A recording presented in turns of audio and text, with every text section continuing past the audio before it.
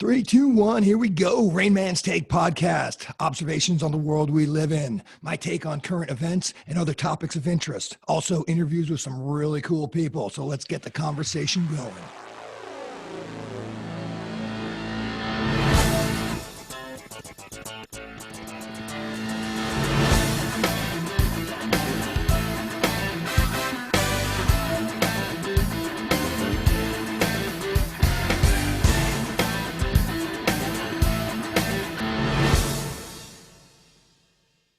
Hey everybody, it's the Rain Man. I want to welcome back one of my first guests, and I thank him for coming back and spending some time with me again. But Graham Bloem, who's the founder and director of sheltertosoldier.org.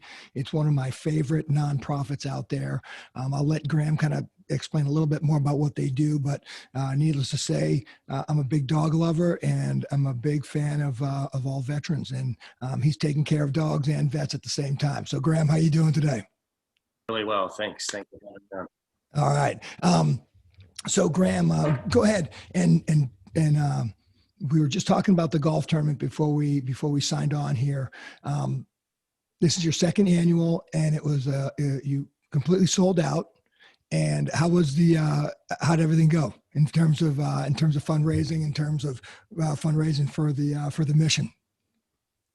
Yeah, second annual Saving Lives One Swing at a Time golf tournament was a hit. We sold out, as you said. Everyone was just all smiles, having a great time on the course. Participation and fundraising was remarkable, from the presenting sponsor all the way down to each individual golfer. Everyone made an effort.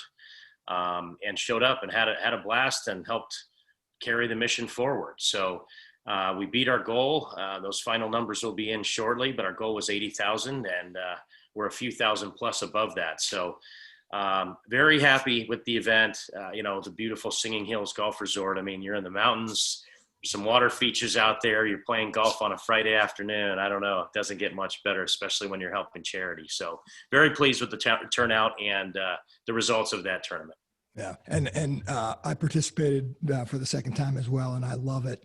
And the one thing that's really cool about how you do it is you've got trainers kind of set up at various parts of the course with some of the dogs that are currently going through. And then you also have, I was able to talk briefly with one of the veterans who is out there who is currently going through the training. So tell me about, what do you have right now up in your facility in Oceanside? How many dogs are going through the pipeline right now? Yeah, we've got 26 dogs enrolled in our training program, which is definitely the most we've ever had at a given time. Over a dozen students going through the program, with many following with, active applications and shifting into the approval process. So things are busy, and it's sad to see that COVID had a pretty heavy impact on the veteran population that we're serving. And so we've seen an uptick in applications and need. And so we stepped up, and with help from people like you and community and everyone, we were able to get more sponsor dollars and more dogs. So 26 dogs in for training right now. Wow, that's amazing. What I didn't realize this until I talked to the vet on the course the other day is you pair them up immediately. I always thought it was they come in kind of at the tail end when after the dog's been pretty much trained, but you pretty much pair them up immediately and they spend the whole year together, right? No, the latter. It is, okay. The dogs are raised and trained. We get to know them and evaluate them at different periods. And then they go through speed dating and matching. And then following matching, they're formally matched. And then their handling training starts, which is 6 to 9 months, depending on the handler. There's unique situations where when a dog and a veteran applicant have some fireworks and we're not seeing a match in the pool of dogs that's ready today, we'll allow them to continue to date for a period of time to see where it goes while the dog is learning before we officially match. But the typical game plan is the dogs have to get to a baseline level before they're matched.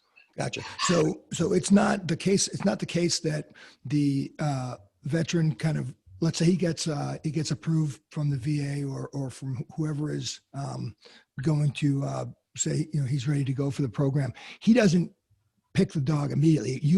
He goes in when there's a pool of dogs, and then you see who connects with who. Just kind of Yeah, a that's match. it. Exactly. We've got, Wow. We've got applicants coming in that they have their mindset. We have one of our female applicant students. She came in thinking she had her mind set in one direction on what type of dog that she thought was going to be a fit. And after getting to know another dog and hearing our feedback, it's a three-way street, because the dog has to pick the human has to pick the dog, and then our team has to make sure that the match is appropriate and a good fit.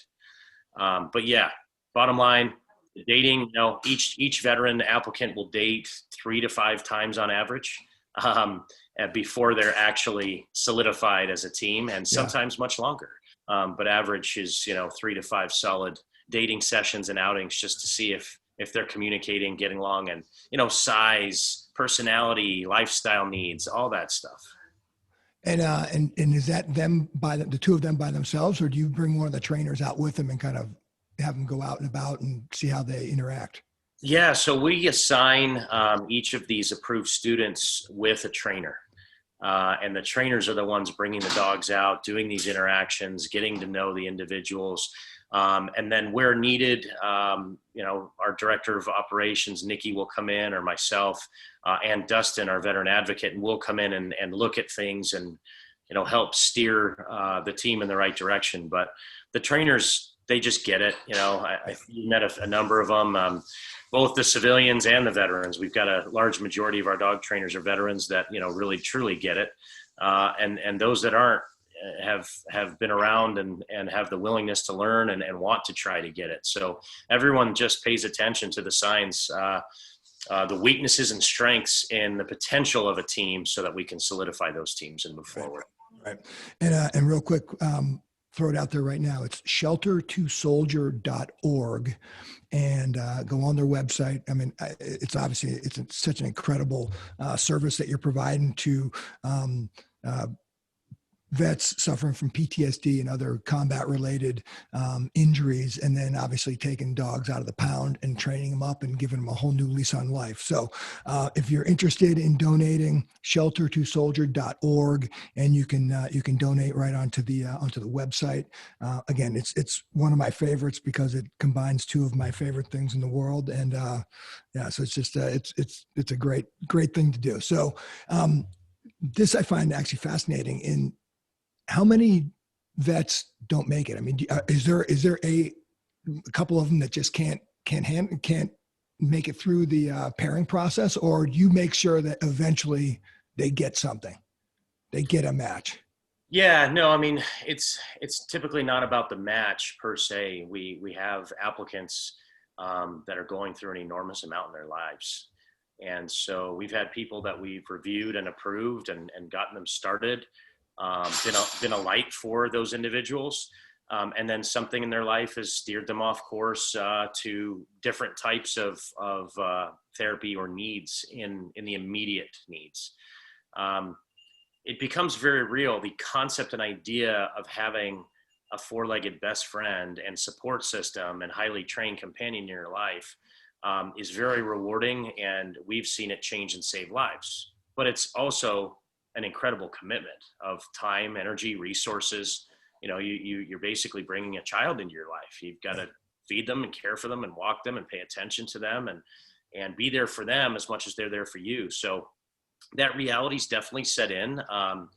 And in the rare cases, there's been veterans that have changed course, but the vast majority of those that are approved and get in, get matched and get a dog and find their way to that graduation, the finish line. Yeah, no, that's great. What's the radius that you go to find animals? How far away is like the farthest shelter you go to? So right now we're within California, and we do have rescue partners from outside of the state ping us, and we've had dogs come in from out of state to go to a rescue partner of ours that we've then adopted, but we haven't physically moved out of state to bring in a dog ourselves to the program at this point. And the one thing I noticed on Friday when we were out on the course, you're seeing all breeds out there. Is there what? So what if it's not necessarily a breed specific thing? What are you looking for when you go into a shelter? Yeah, so our prime candidates are about 10 months to 2 years of age, two being the maximum. Medium in stature, so 40 to 65 pounds. Most of the men and women come to us for help want to feel increased sense of security, safety, body weight against them. So the smaller dogs aren't often a fit, though we've graduated one. And from there, outside of size and age, we're looking for temperament. So regardless of breed characteristics, it's more about what that dog's personality and temperament is like. Can they cope with environmental stimulus, noise, change of footing and flooring? Are they motivated? Do they want a job, right? We don't want to, we're not the team to force the dog to have a job. We're looking for the dogs that, are bored at home, getting returned to the shelter because they are looking for a higher purpose or more to do in life. And then we handpick these dogs after they've passed this assessment and evaluation. It's a full 2-page checklist of things that we have to check mark the correct boxes to commit to the dog. And if the dog can't check mark the boxes through the evaluation, we can't commit to them. Even after we've committed and adopted that dog, each month, every 30 days, that dog goes through an assessment and evaluation to make sure it stays on track. Yeah. And if it doesn't, that's okay. We call them career change dogs. We career change dogs into emotional support animals when they're not going to be an amazing service dog. And so, the process is incredibly rewarding. We call it dog shopping. So we've got dating, speed dating, we've got dog shopping, we've got all of our little words, but for us, for the team to be able to hop in a car or two and drive over to a community shelter, county shelter, or rescue partner, evaluate and meet dogs and load a few of them up in the car and drive them back, knowing the imprint and change we just took, that step forward for that animal, that voiceless animal, is very rewarding and very empowering. And for me, being one of the founders, to look at the team being able to do this, it feels good. It feels good seeing all these trainers and our entire team go into action and do what they love and know that they're making an impact while doing it. Now, you said that you've got a pretty good sized waiting list of humans that are trying to get into the program. As you bring another human in, you then bring in a dog, or is there a huge waiting list for dogs as well? I mean, do you have a pipeline ready to go? As one graduates, you got a few that you're ready to bring right in? Yeah, it's sort of, the challenge is funding and space, right? So when we started, we had one dog, and that was out of our house. And then we subleased space and we could house 5. And then we subleased a different location. We could have 8. And then we got our own spot to share with another entity. And we were at, I want to say 15. And December 2018, moving into spring 2019, we moved that number, from 17, 18 dogs to 25, 26. So it really is just the steady gradual growth of the program has allowed us to have more dogs in at a time, which means servicing more veterans at a time. At the end of the day, there's always going to be a wall of how many we can house as we continue to grow. And right now we're there. So when there's veterans that are approved waiting for dogs, it's just because, unfortunately, we don't have either a dog, period, or a dog ready.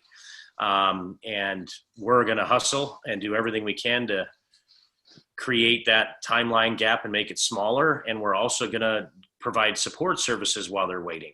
Through peer-to-peer counseling or our mental health liaisons, a licensed clinical social worker, and he'll see those that we're helping, private one-on-one basis, providing therapy and counseling. So the dog is one piece of the program, and it's the biggest piece, but there's peripherals that provide support. Ultimately, I think anyone waiting is sad, and we hope to continue to just fight for what we can to reduce those numbers. But it's once you graduate a team and that dog's out, it opens up a space for another.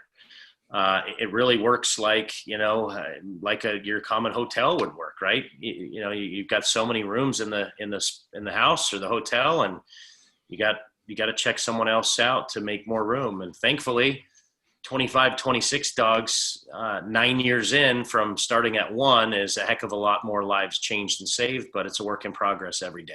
Yeah. And what are you up to right now? What's the total so far pairings? Oh my goodness. I believe we're at 47 or 48 teams. Yeah. And roughly about 80 dogs or so. And, you know, you figure your first year and a half, just under a year and a half is a wash because you got to get the dogs and train them. So Right. Timeline spent's about 7 years, even though we're 9 years young this year. Yeah, and it actually sounds like you're now starting to really hit a stride right now. Do you have the ability to take in any more dogs That's right now? the thing. Today we have as many as we can take, but we have a lot of graduations coming up, and so that pipeline, as you talked about, is moving. To give you an example, I believe we graduated 10 teams last year. I believe 8 the year before, maybe the 6 the year prior. You know, these are rough numbers, but pretty accurate. This year we'll graduate somewhere between 14 and 18 teams. Wow. And if we can get 18 to 20 next year, then yeah, things are really starting to move. Yeah. So we've got some teams coming up. We'll have a graduation. Another dog. We had one last month graduate. We'll have another one this month, at least one, if not two. We'll have a few in June, July. And that'll just continue, you know, about 1 or 2 a month for the rest of the year is the goal. Well, and what do the vets have to do to get on your list? Do they have to go through the VA or some other counseling center to get onto your approved list? So what they need to do is go to shelter2soldier.org and click apply now. It's a secure and fully confidential application process. And it's the easiest and most thorough way to submit an application to potentially become a recipient of a service animal. Once that application comes in, 24 to 48 hours later, the veteran advocate will connect with them and provide next steps. Those next steps include supportive documentation, you know, proof of service, proof of diagnosis or injury. As you know, we're focusing on the mental health sector of the needs. The invisible wounds is our primary focus. So post-traumatic stress, traumatic brain injury, surrounding challenges throughout those diagnoses, hypervigilance, insomnia, and at the end of the day, you know, anxiety, depression, sadly, a lot of survivor's guilt, you know, that there's men and women that come to us that have seen brothers and sisters pass and they're just not sure why they're here still, right? So the VA still provides funding for mobility assistance and seeing eye, if those are primary needs. So we're trying to fill a gap where there isn't support. And that's why we're focusing on the mental health aspect of psychiatric service dogs. That being said, some of our dogs will, you know, add a task or two to aid in secondary ailments and challenges, but the primary is that. So they just need to go to the application or the website and fill out the application. Now they do need a letter of recommendation from a medical professional, mental health provider, case manager, social worker, whoever it is on their care team. And that letter of rec has to state that they're being recommended a service animal, not an emotional support animal, unless that's what their lane is. We also place ESAs. But it has to state specifically what type of dog that they're needing based on their medical needs. Once we have that letter, we have other supportive documentation. Our veteran advocate compiles all that data and check marks the boxes that are required. You know, you need to have a stable living situation. You're bringing a living being into your home, and everyone would agree that having a stable home and a roof over your head and the ability to provide, you know, veterinary care, food, water, and shelter is a must. So we get, sometimes we're having, you know, veterans that sadly are still homeless and seeking permanent residence, and we can refer them out to support programs in the community at that layer and make sure that they still get someone on the other end that's there for them, that can support them to get to that step to come back to us. And that's happened a number of times where, you know, a year later, you'll get a phone call, man, I did it. Nice. I'm ready. Yeah. Here's my paperwork. I check marked that last box. let's go. And, sure enough, we get him in, we get him a dog, and it's just the best. So everyone comes at a different place in their life. And for us, it's not about one candidate being better or even different. It's just about them being ready to accept the help, but also being ready to care for a dog full time, and then demonstrating the need for one. Yeah. And if we can check mark those boxes, we're here. And if we can't, we're here anyway, because we have a book of resources that's, hundreds of pages long, to make sure that there's someone in the community that can hopefully help them out. Yeah. Love it. So you started Shelter Soldier in 2012, but early on, which was at least from my calculation, looking at the books, you got involved with the military side of things in what, 04 or 05, right? Had to have been that far back, because 0405 with Lava and Jay, and then a couple of years after that with Brian and so were you at the Humane Society at that point, or was that before the Humane Society as well for you? So I was over at Helen Woodward, and Private Rescue and Shelter, for Lava and Jay initially, and I also had my own training company, so that I could balance out the need to make a living and do good on the side. Right. And so, Jay had Lava come over, and we knew Lava would have some challenges. And so, I volunteered to help out, and Jay and I started working together, and, it was a very unique experience to work with the dog that was a stray animal from who knows what type of genetics. When he was communicating, sometimes he would just cock his head and howl at you, and you didn't know if he was a coyote or a wolf, or a wolf dog or a coyote dog, or I don't know what, but that dog sent chills down my spine at least a few times. And then Jay, I was born in Johannesburg, South Africa, immigrated to Canada, came to the US, have been in San Diego since 1999. So my first experience living in a military town was at, 19, 20 years old.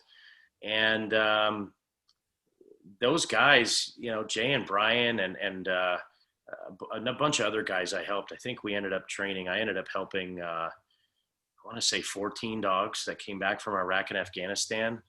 Can I interrupt you for 1 second? Because this is what fascinated me, especially about Jay's book. He talks about it in the foreword, that the Humane Society got involved with the DOD to try to change the policies. When I was over there in 04 and 05. Okay. And I believe Jay was in Fallujah in 05. And I think that's where he found Lava. But I didn't realize that was even an option to bring an animal back. I mean, I always thought it was illegal to do that.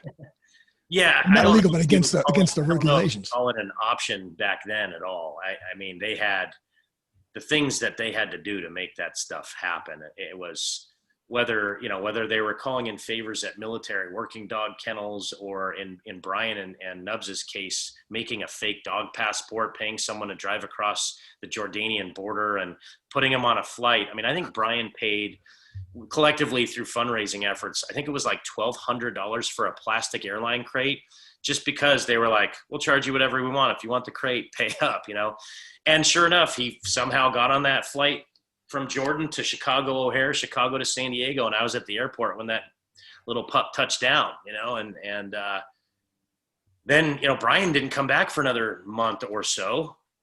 So his good friends of his, housed Nubs, and I was working with them while Nubs lived at their home. They were fostering him. The gentleman had served with Brian. And so we packed Nubs up in the car and went up to Camp Pendleton at, like always, it's like, all right, the guys are coming back. They'll be here at 11, 1, 2:30. I think it was 4 something in the morning. We're at Camp Pendleton, and the news crews are still waiting. Everyone's falling asleep. And man, it took Nubs like 5-6 seconds to scent and smell. And then we've got a photo from the moment that he recognized Brian on base at Pendleton, and he lost his mind. I mean, he spun in circles. He cleaned his entire face. Well, I think it's like the biggest tongue I've ever seen in my life, just through happiness. So yeah, everyone's story is so unique. And working with Jay, and having Jay become so candid and open about his challenges over time, and becoming friends with him and getting to know him, and him opening up, and he wrote the second book, Yeah.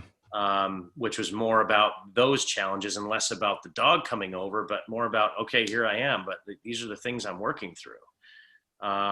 Brian's book was a children's book that still age appropriate for most children, but there's still a lot of real moments in that book. And then if you hear him tell stories that he couldn't put in the book for obvious reasons, when he's doing book signings, he'd look in the crowd and he'd be like, oh, this kid's here. Yeah.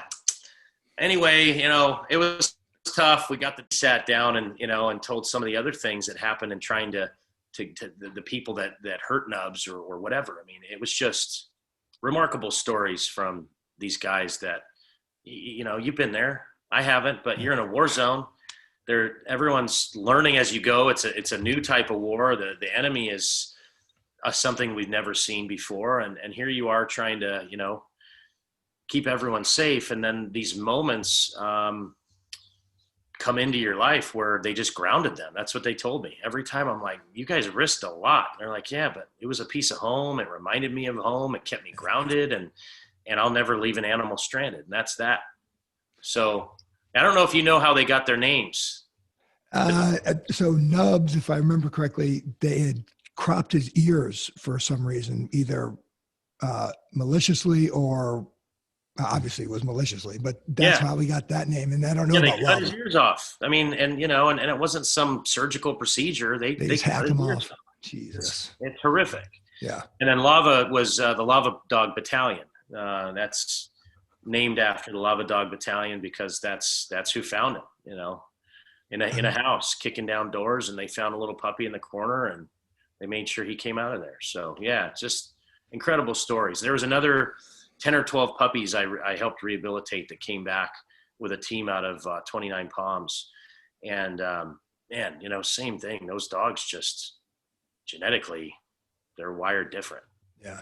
That was the one, and like you just mentioned, it made him feel grounded, made him feel like it's home.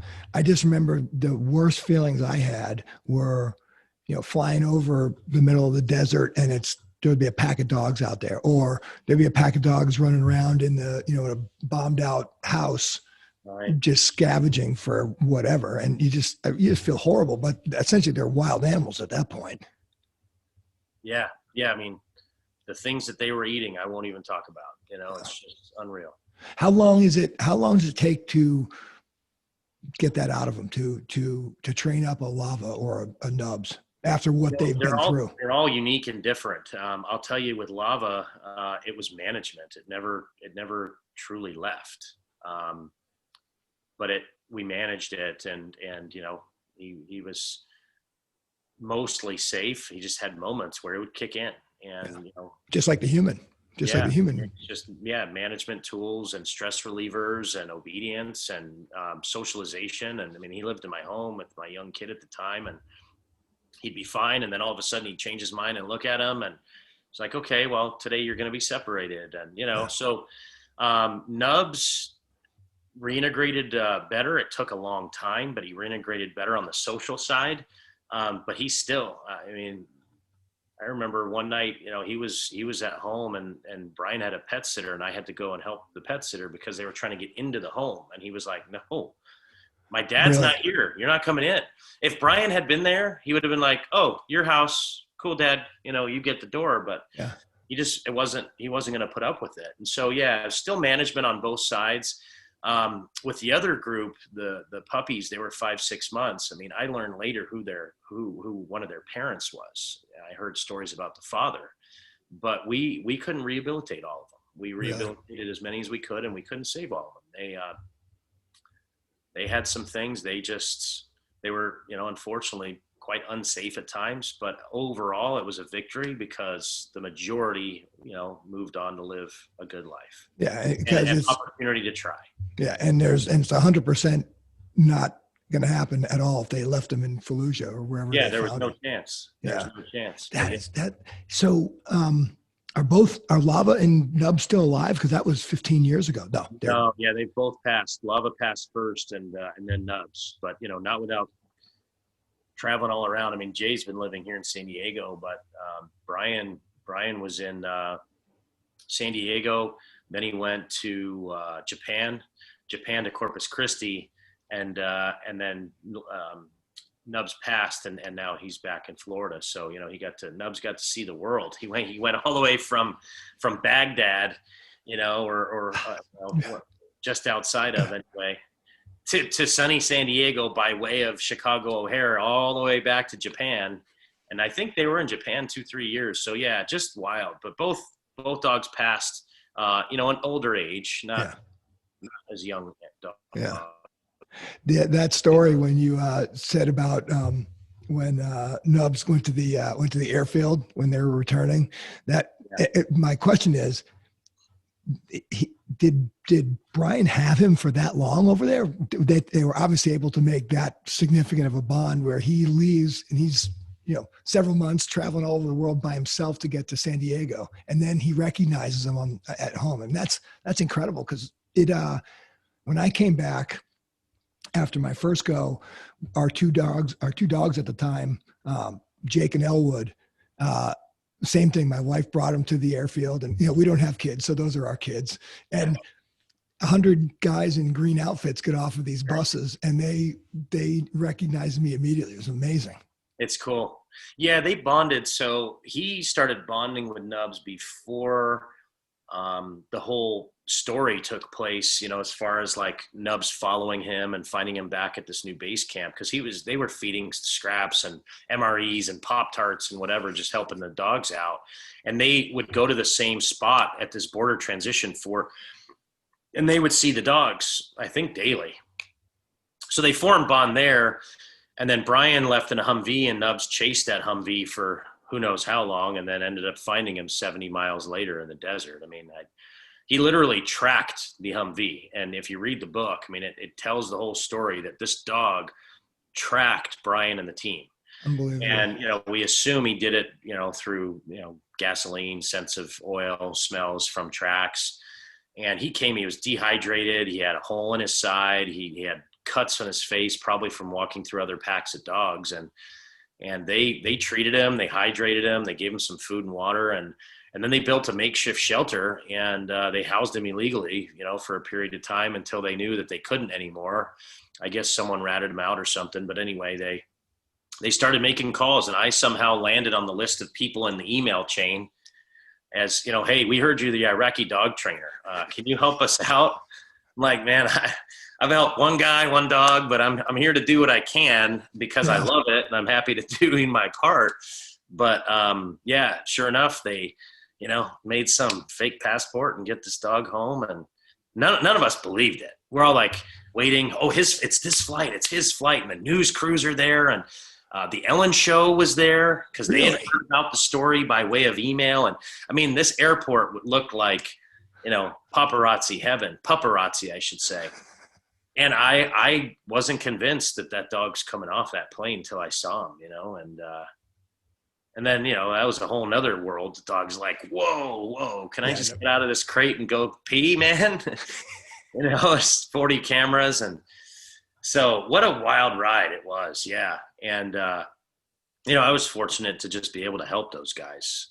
And, I went on book tour with Brian, and I got to handle Nubs across country, and it was interesting. I mean, just the dog hadn't seen anything like that before. So imagine walking Central Park or going in an elevator and in a hotel, or, we met Ozzy and Sharon Osbourne in an elevator, and they're talking to Nubs, and Nubs is like, didn't see this coming. Thought I was going to live a short 2 years in the desert and, die like the rest of those poor stray dogs. And here he is, just on the Today Show, with a great family. I mean, Brian and later, his wife now and their kids. I mean, they just, and Jay and providing a life that these dogs would never have had. So that kind of leads into Shelter to Soldier quite a bit, because that was my experience with dogs in the military. It wasn't service animals, but they were providing a lot of love and support and companionship and understanding, and troubled dogs with people that have been through tough times and working together and seeing eye to eye. It all made sense. And so were you training other dogs that were coming back in between Nubs and Lava, Yeah. and then in between till when you started Shelter to Shoulder, Yeah. Shelter to Soldier? So you were doing it the whole time. Then there was no lag really. Yeah. Intermittently, just I'd hear a story of like the group of guys needing some help, but uh, yeah, there was some lag in some sense of like new dogs coming in, but I was still always working with those guys Yeah. because they needed remedial maintenance, refresher check-ins, every few months or so. And then so you're sitting around the dinner table one night, and you say, let's do this, and let's pair dogs from here with guys coming back. I mean, how did Shelter to Soldier come about? Yeah, it's interesting. There's three founders: my wife, myself, and our treasurer, and Chris. So Chris Curie and myself, and we all love dogs, and we talked, jokingly for a long time, like let's open a sanctuary, let's start a shelter, and then we started looking at the big picture, and it's like, well, you train dogs, and I do books, and I'm accounting for nonprofits, and Curie, my wife, is an admin god, and so we just kind of put our heads together, and then the ticker. There's three big events that happened. One was just this continual reminder of these dogs and the veterans, right? So Brian, Jay, and all the other dogs in between, and Captain Jameson and his dog, man. I mean, all these guys that we were helping, and every time it would pop into my face or our face, we'd be like, oh, we got to do something. But then life would happen. You'd shelve it. You'd sort of put it to the side and say, yeah, we do. But like everyone else, I got to wake up, go to work, chase my kids around, pay the bills. Yeah. Well, then I lost one of my best friends. He worked with me and sat in my passenger seat every day. We drove around, we trained dogs together. And it wasn't his trade originally. He was a concept car maker for Ford Motor Company, making clay model concepts, and just amazing guy. And Right. he decided he wanted to work with dogs more, and he went to school, got his certs, came on board to work with me, and he was with me in my passenger seat every day. So one day he didn't come to work, and didn't know what was going on, and turns out he had taken his life. Mm-hmm. Dropped him off the night before, and less than 12 hours later, that was it. So he was a civilian, but what I did, I struggled, right? Because your passenger, your best buddy, your coworker, when you have a guy like that beside you all the time, you just kind of get close quickly. And so I went through all those different emotions, and one of them was, what could I have done, and what is this? Like, I hadn't been personally impacted that close to home. And so I started researching, and everything I was researching about suicide kept pinging back to military and veterans. And then Time Magazine came out with an article, July of 2012, I think it was, June or July. I think it was June. That it was called One a Day. That was the title on the cover. Man, were they wrong. And they admitted later they were wrong. But one a day. And so a client gave it to me, and we're like, okay, between the number of clients that come in needing help and can't get help because they can't afford it, the relationship I've had with these guys and their dogs, and seeing how much these dogs have brought to their life, me losing someone to suicide, regardless of service or life, civilian, whatever, and us three being passionate about similar things, we just decided it was time. And we came up with a name, we formed the organization, and now it was an idea, but the team and the volunteers and the staff and the community and the sponsors and the news and media that's helped propel the mission to let people know, and the podcasts and whatever, it's become what it is. Well, and I'll tell you what, that referring to the veteran suicide rate, that shit does not go away. It could be 15, 20 years later and it pops up. I mean, I had a friend who they just had to put him in send him away because he tried to commit suicide. Thankfully it didn't, he didn't go through with it, but That's 15 years after Right. getting back. So yeah, I love hearing the story about it, dude. I really do. What, what is, so do you still keep in touch with Brian and Jay? I mean, you guys talk a lot, or are you kind of beyond that, and where are you with all those guys that you helped in the past, aside from coming back for the refreshers? Do you guys keep in touch with each other? Yeah. Brian and Jay and myself do for sure. I mean, Brian was on our board for a long time, and still inactively in many ways. He's just so passionate about the cause, and he's finally retired. And Jay and I talk a couple years ago, and it could be, how are you, or hey, I saw a friend that knows you, and we talked about each other, or come meet my new dog. Yeah. It's just, we definitely stay in touch. Distance makes things harder, and with Brian and his family being on the East Coast now, and they've got a little mini football team of kids running around. So, and I'm no different. But yeah, we all stay connected, and Brian and Jay weren't ever friends to my knowledge, but myself and each of them have maintained rapport and friendship for sure. Well, I mean, what you did was just, that's amazing. Bringing those things back, rehabbing them, that's pretty incredible.